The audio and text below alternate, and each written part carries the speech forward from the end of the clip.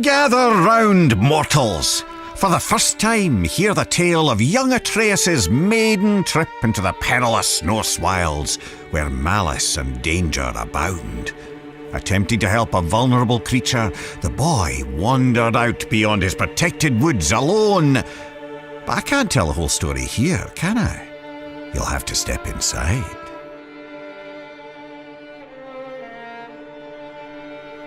Atreus awoke to find his father missing.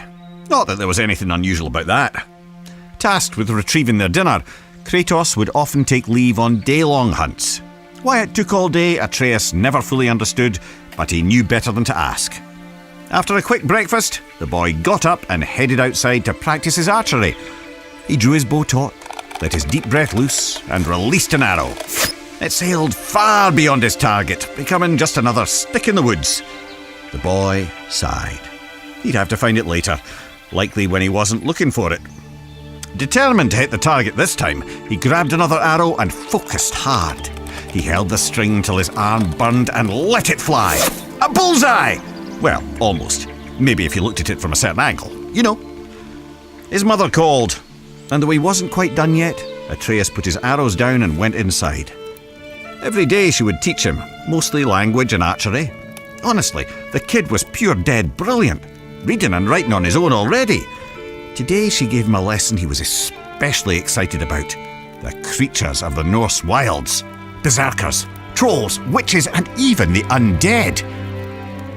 After answering her son's many questions, Atreus' mother sent him back out. He fired a few arrows, missing with most of them. He wasn't a bad archer, really, but he wasn't easy on himself either.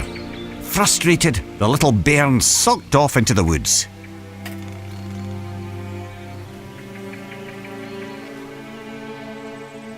Don't sulk yourselves. Follow the boy to the next area.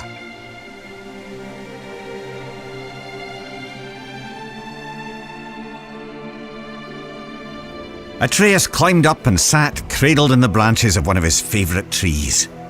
On days like this, he liked to close his eyes, listen to the forest, and let his mind wander.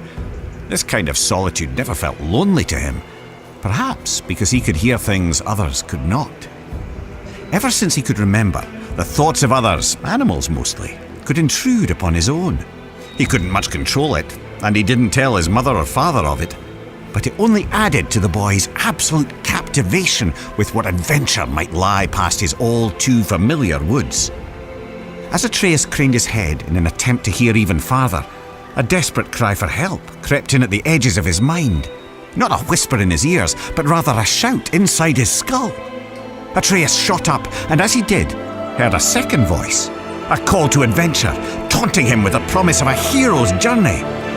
He jumped down from the tree and ran toward the voices.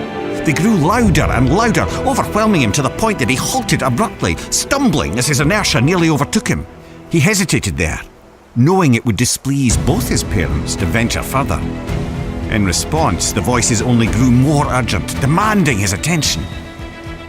The lad could barely concentrate with this cacophony filling his head. He decided to follow the cry for help. Even as he did, the other voice derided the boy, calling him a coward. But if Atreus were to disobey his parents, it would have to come with good reason. Surely, he thought, they couldn't be too upset at him for responding to a distress call.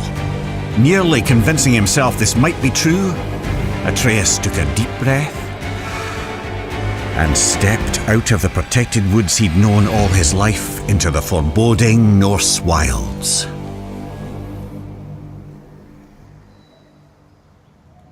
Delve deeper into the woods, unless, of course, you're too frightened.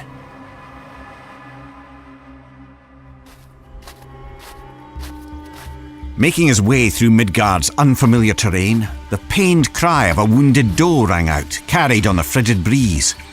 After attempting to study the patterns of nearby tree roots to use as a guide back home, he set off in the direction of the injured animal. He imagined himself as the gods from his mother's stories, travelling to distant realms on the great tree Yggdrasil. He was brave Tyr, mapping the unknown for the good of all the realms. He was the mighty Ullr, on a hunt for honour and glory. He was lost, completely and hopelessly so. The woods now seemed to be a repeating maze of trees and jagged boulders. His growing panic was interrupted by sharp screams of agonising pain. The wounded animal was near and in true peril. Forgetting his own dilemma, Atreus shot toward the cries of the beast. And there, in a clearing near a creek, he saw it. A wounded doe lay on the ground. The matted, blood-stained fur on its chest heaved up and down as it struggled to breathe. An arrow jutted out of its neck. But what hunter would seek an innocent doe and fail to finish it off? The animal looked Atreus straight in the eye. Its pained grunts eased now as its pupils contracted. The one he had called had come. "You're safe now. I'm here," Atreus said, clumsily attempting to comfort the poor soul. "You can let go." The doe's strained breath became shallower. It took one final gulp of air in and ceased to move. Atreus laid his hands on the doe's heart and softly recited Norse death rites, inspired by his mother's teachings. The boy sighed, and his eyes drifted upward. As they did, he noticed there was far too much blood on the ground for a simple arrow wound.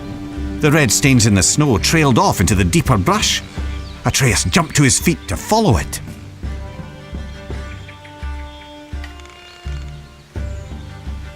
What horrors await at the end of the trail of blood? There's only one way to find out. The boy didn't have to go far to understand. The trail of blood didn't belong to the doe, but to the hunter, who now lay in pieces at Atreus' feet. The boy's stomach rolled as he took in the scene. He held his breath, attempting to let the nausea pass. And that's when he heard something else. Something hidden by the dark forest, mere steps away and still breathing.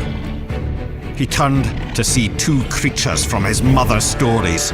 Heaving, vile, undead monsters of pure rage. Draugr. Atreus' eyes grew wide as they met the empty sockets where the Draugr's eyes were supposed to be. The larger one roared, then it charged. The boy went for his quiver. He found an arrow but lost his footing. Crashing to the ground, the Draugr rushed ever closer. The larger one plucked Atreus from the ground. The monster bellowed, spraying rotten teeth and flaps of decaying gums. Its half-tongue flailed blindly like the death throes of a headless snake. It was disgusting. In desperation, Atreus stabbed out with his arrow again and again and again, and by pure chance he connected, striking the Draugr through a hole in its skull. The monster dropped him as he continued to scream and stab. The boy was lucky, but there was no time to celebrate. As the second Draugr raised his blade, Atreus shot an arrow. It exploded against the Draugr's sword, shattering it to pieces. Quicker than the boy could react, a shard of the blade sliced into his arm. He yelled out in torturous pain. But as the Draugr drew in for the final kill, Atreus wasn't afraid anymore. He was angry. The blinding pain turned to white-hot rage as his ears pounded. His vision glazed to pure red. As the creature bellowed with fury, so did Atreus. Two warriors with nothing left but anger and pain.